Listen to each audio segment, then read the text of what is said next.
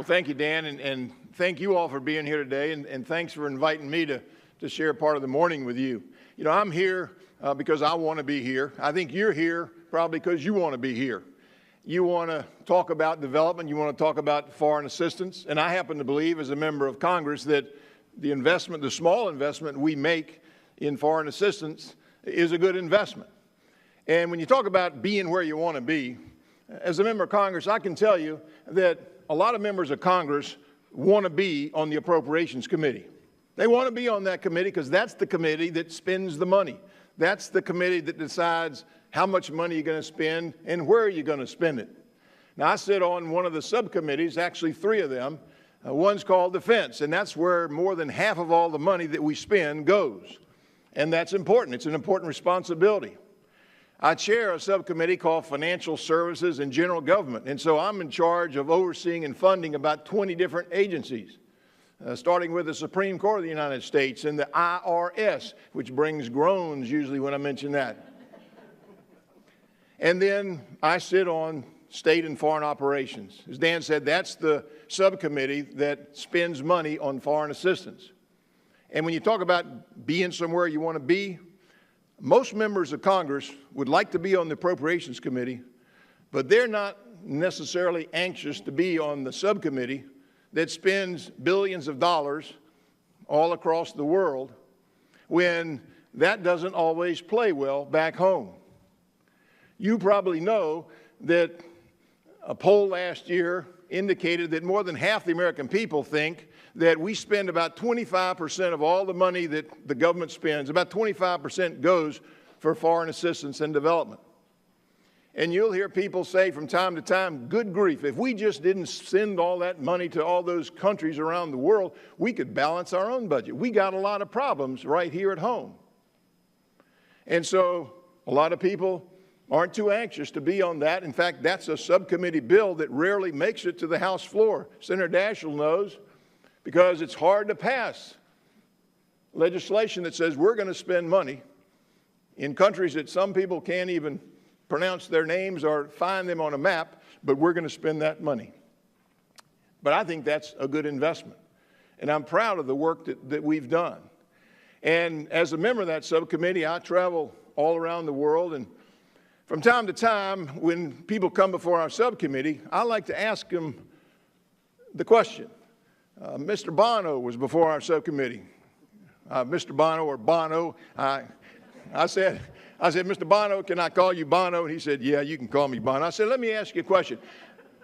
Help me understand how I'm going to go home to talk to my 600,000 constituents in Northeast Florida and explain to them why we're going to spend $15 billion in Africa on AIDS when we got a lot of problems in our own communities. And he said, you know, that's a good question. Because he thought about that. He's very passionate, as you may know. And I think his answer, I don't recall exactly, but it was along the lines of, it's almost like a moral responsibility. It's the right thing to do. It's out of a sense of compassion that we're the richest country on the face of the earth, and we have an obligation to help people that are less fortunate than we are. And I think that's part of probably why a lot of you are in the room today, because you know and understand that it's important. It's important to be compassionate. And whether it comes out of religious conviction or whether it just comes out of, it's the right thing to do. Well, a little later on that year, Bill Gates came before our subcommittee. I asked him the same, kind of a similar question. I said, Mr. Gates, you spend a lot of your own money helping underdeveloped countries around the world trying to deal with disease and hunger. And I know that you go out and you talk to your friends and you ask them to invest like you are. And I said, what do you tell them? What's your sales pitch? How do you convince people they ought to be given money like you are? And his answer was maybe a little more practical. Because he said, I try to tell people that if we invest in development and assistance in emerging countries around the world, that when they get better, the world gets better. When the world gets better, we get better. And he said, it's like if there's a peaceful and stable country being developed, then we might spend less money on our military. The journal would tell you that. We just talked about that. There's a defense component to foreign assistance and development. And of course, he's a businessman. He said, you know, if we help develop these emerging countries and they're less dependent, they become more independent, they grow an economy, they have a productive workforce. He said that's good for the world economy. It creates new markets for our goods and also creates new places to produce the goods that we produce.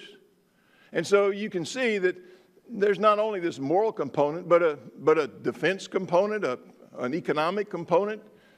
We talked about diplomacy, how important that is. And so you all come from different backgrounds, but you care about the same thing, and maybe from a different perspective, a different background. But we're all working together to make the world a better place. And I've seen a lot of the suffering around the world, and you have too, I'm sure. That may be what motivates you to do with the things that you're doing, because you want to change things for the better. And I've seen that, but I've also seen a lot of the successes, the achievements that we've made, the investment that we make as the United States of America into these emerging countries. And the film laid out the facts. You know, I have a daughter that's 35 years old. And 35 years ago, when she was born, literally half the world lived in extreme poverty, 50%, $1.25 a day. Half the world 35 years ago. As it pointed out today, it's maybe 15% of the world lives in extreme poverty. And that's progress. 35 years ago, when my daughter was born, every day 40,000 people died in this world because of the poor living conditions. 40,000 people. 35 years later, when she now has children, 17,000 people die every day because of poor living conditions. Now that's an improvement, obviously, but think about it. That's good news in the sense that there are 8 million people that didn't die last year that would have died 35 years ago. But still, we've got such a long way to go. You look around the world and HIV/AIDS, 7.7 million people today are being treated because of PEPFAR. You look at malaria. It was mentioned I chair the malaria, what we call a caucus in the House. And my job is to help educate my colleagues about what we're doing in the world of malaria. And the general will tell you that not only is malaria curable and preventable, but it's also the #1 infectious disease that our military has to deal with. And they can tell you that over the last 100 years, more people in the military have died from malaria than have been killed on the battlefield. But we're making progress there, and they can show you that in the last 10 years, and it's particularly tragic for young people, 5 years in age and younger. In the last 10 years, the death rate for 5-year-olds by malaria has been reduced by 50% worldwide. And it's 60% reduction in Africa. And a lot of times, all that is supplying people with a bed net, a mosquito net. And this year, they will distribute the 1 billionth, that's B as in billion, 1 billion mosquito nets will have been distributed in the last decade to help save 4 million lives from malaria. And so we're making progress. We're doing good things. We're achieving. But I think this conference, as that film pointed out so well, the world is changing, and it's changing rapidly. And we have to change with it. The small investment that the United States makes in development and foreign assistance, the work that you supply from the private sector and the NGO, you've got to be changing too. You've got to recognize that we have to evaluate and we have to reevaluate the work that's being done. We've got to innovate. We've got to be creative. We've got to recognize that all of this is interdependent. For too long, we'd say, let's deal with hunger here, and let's deal with poverty here, and maybe over here we'll deal with education. But it's all working together. And if we can develop a safe citizenry, and yet there's no place for them to go to work or go to school or train, what have we done? And if we can build schools and ports and buildings, and yet we've got diseased citizens that can't get up and go to work, how is that helping? Somehow we've got to coordinate. We've got to be more flexible. And let me give you a couple of thoughts that I'm sure you'll be talking about today. I think, number one, there's a pretty good model in what they call the Millennium Challenge Corporation. About 10 years ago, under President Bush, that was created. This year, we'll spend about $1 billion that Millennium Corporation will be able to spend. And they enter into contracts with different countries, and you bring about a sense of country ownership. You don't just write another check and another check and another check, but you sit down with a country that's developing and say, what do you need? How can we help? And by the way, here's a way that you can help yourself. There are 20 criteria that we have that have to do with rule of law and women's rights and education and anti-corruption. And it's a contract, and they enter into that. And that brings about accountability. It brings about transparency. It brings about the ability to not only, as they say, give a man a fish, but to help the man become a fisherman. And they take ownership and they grow. And that's a model that we ought to think about. When I talk about coordination, one of the things that the President's Malaria Initiative has done over the last 10 years is try to bring together the Department of Defense, where they're working on a vaccine, where the CDC is working on a vaccine, where you've got the Peace Corps when you're trying to distribute mosquito nets, bringing about coordination. PEPFAR does great. They train people, but it's age-related, and we ought to think about how we can broaden that, because we've got to deal with not just AIDS, not just malaria, but tuberculosis and all the things that you know about.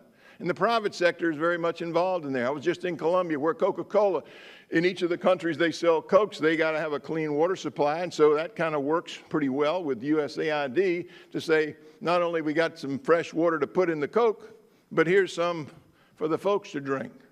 My wife was in Bolivia not long ago, up in the mountains of the Andes, outside of Cochabamba in a little place called Aramacia, where if you didn't die by the time you were 2, you had the good fortune of living to maybe be 35 or 36. If you didn't die from dysentery, then you could wait and die when a chuga bug fell out of the thatched roof and bit your chest and you died from heart disease.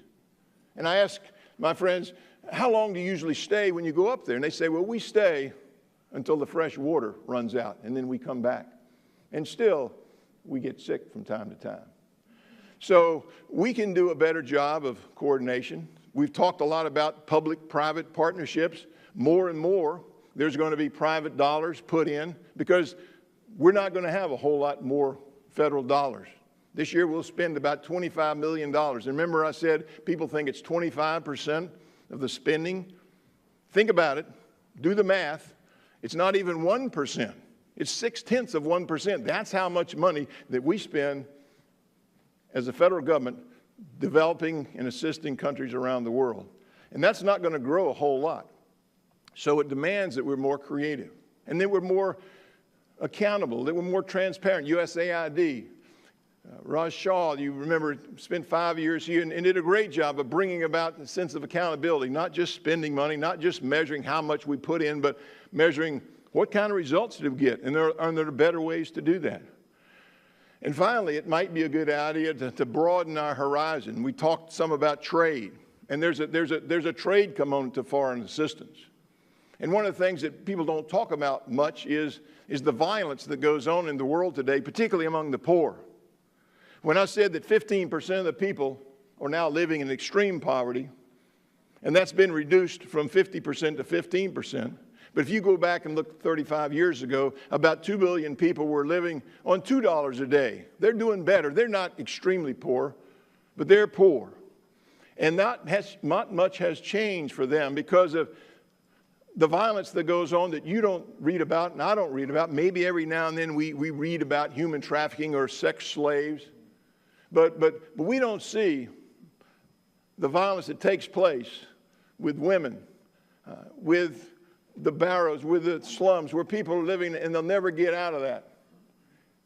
And we're not really focusing on that, but if we could do a better job of dealing with that, if you build a school, and there are places where I've talked to young women, they're not going to go to school because they can't afford to leave their little hut to go walk through the crowd to get to the school because they're probably going to get raped on the way, and they're just not going to take that chance. And so what good's a school if you can't get up and go to school. But maybe that's something that we could throw in that mix that we don't always talk about. How do you deal with that? And as it broadens into the world of terrorism that our military deals with all across the world. So there are things we can do. There are things that we can do better, and that's why you're here, and I wish you well. I just want to say, in closing, that number one, I think the small investment that we make as a nation arguably is one of the best investments we make in terms of what we get for the money we spend. But I would say we continue to need to evaluate and reevaluate and innovate. And when we bring everything together with its education and its relieving poverty and disease, when we do all those things and train people and educate them, what do? We unleash this tremendous human spirit. And then kids can go to school. Moms and dads can go to work. Communities can flourish. Businesses can grow. And we, the United States of America, can be part of building relationships with these developing nations around the world. So I look forward to continue that work. I thank you for the work that you do, and thank you for having me here today. Thank you so much. It spends the money. That's the committee that decides how much money you're going to spend and where you're going to spend it. Now, I sit on one of the subcommittees, actually 3 of them. One's called Defense, and that's where more than half of all the money that we spend goes. And that's important. It's an important responsibility. I chair a subcommittee called Finance that spends money on foreign assistance. And when you talk about being somewhere you want to be, most members of Congress would like to be on the Appropriations Committee, but they're not necessarily anxious to be on the subcommittee that spends billions of dollars all across the world. Well, thank you, Dan, and thank you all for being here today, and thanks for inviting me to share part of the morning with you. You know, I'm here because I want to be here. I think you're here probably because you want to be here. You want to talk about development, you want to talk about foreign assistance, and I have social services and general government. And so I'm in charge of overseeing and funding about 20 different agencies, starting with the Supreme Court of the United States and the IRS, which brings groans usually when I mention that. And then I sit on state and foreign operations. As Dan said, that's the subcommittee that I happen to believe as a member of Congress that the investment, the small investment we make in foreign assistance is a good investment. And when you talk about being where you want to be, as a member of Congress, I can tell you that a lot of members of Congress want to be on the Appropriations Committee. They want to be on that committee because that's the committee that